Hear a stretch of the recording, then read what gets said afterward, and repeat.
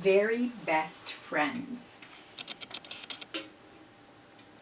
One day, which was one of those days that was sort of between winter and spring, and which happened to be right in the middle of February, Pooh went looking for his very best friend.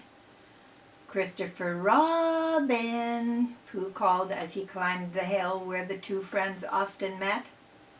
"How odd," Pooh said to himself when Christopher Robin didn't answer. "He's always here, except, of course, when he isn't, which must mean that he is elsewhere."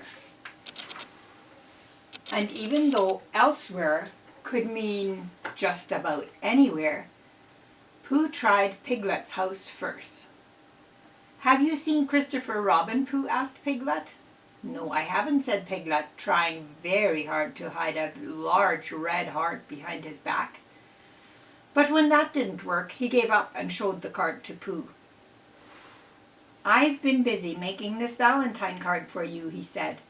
"Tomorrow is Valentine's Day."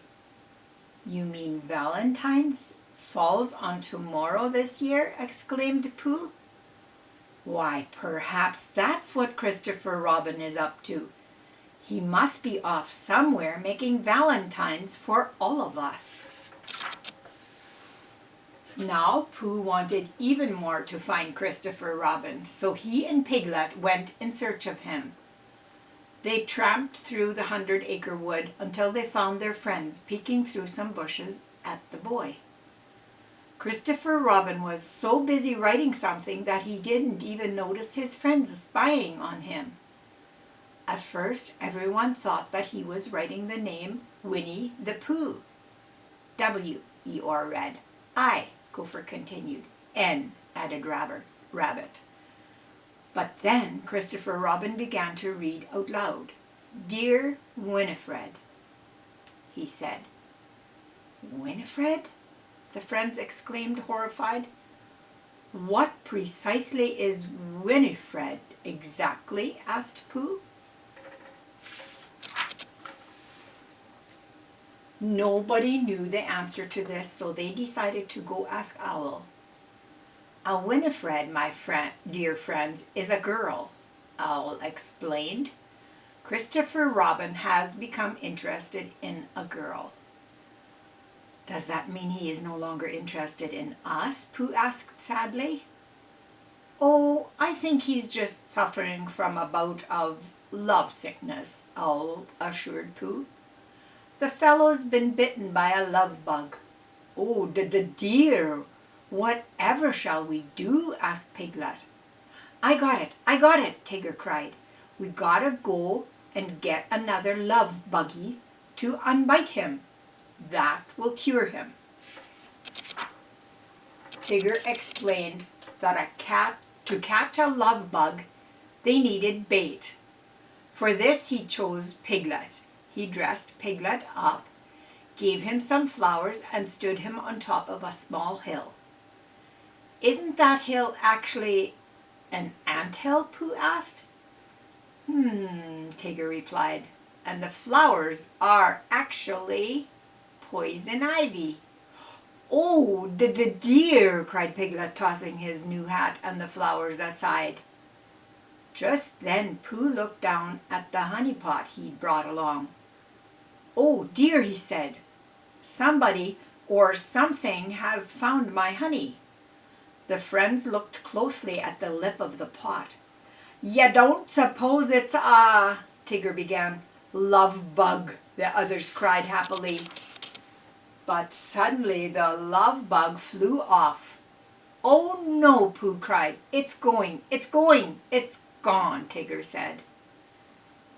The friends watched the bug zip into the forest. "We must find it," said Pooh, "or Christopher Robin will never be the same." So Pooh and his friends went in search of the love bug. They took a jar, a glass jar, a butterfly net, and all sorts of other bug-catching things. Soon the friends found themselves deep in the forest. Night was falling and it was getting dark. Suddenly Pooh spied the bug and dashed after it. "No, Pooh," Rabbit cried. "Wait, don't run off." But Pooh didn't hear him. He disappeared into the darkness, and as the others hurried after him, they all became separated from one another. Pooh finally got close to the love bug and caught it in his jar. "I have it," Pooh cried. "Now Christopher Robin will be quite all right. Look, everyone." Pooh turned around. "Piglet?" he said nervously. "Rabbit? Tigger? Gopher? Eeyore? Anyone?" he paused. "Oh, bother," he said when he realized that he was all alone in the forest and lost. Pooh looked at the love bug. "If only Christopher Robin were here to show me the way," he said sadly. Suddenly the love bug began to glow. Its light was shining brighter and brighter. "Oh my!" Pooh cried. He opened the jar to get a closer look. The love bug flew up to Pooh's face and gently blinked. Then the friendly bug sailed into the air, zipping this way and that, dazzling Pooh with bright swirling arcs of light. The magical glowing bug led the way through the woods, and Pooh happily followed. When they reached a clearing, the love bug flew off to find Pooh's friends. One by one, Tigger, Piglet, and the others followed the bug's light straight to the same spot. As the friends happily greeted one another, the love bug flew back into Pooh's jar. Then off they all went toward home. Soon afterward, Christopher Robin found them. "I've been looking everywhere," he cried. "Where have you all been?" Rabbit nudged Pooh. "Go on," Rabbit whispered. "Let the love bug unbite the boy." But before Pooh could open the jar, Christopher Robin said, "Pooh, there's something I want to show you."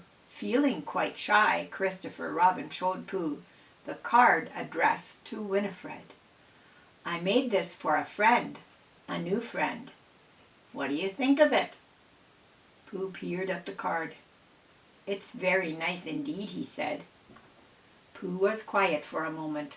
Then, to his friend's amazement, he opened the jar and set the love bug free. Piglet hurried to Pooh's side. "Why did you let it go?" he cried.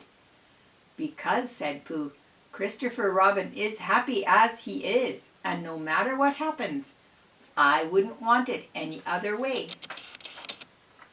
Christopher Robin knelt beside Pooh. "Oh, Pooh," he said, "just because I have a new friend, it doesn't mean I care any less for you."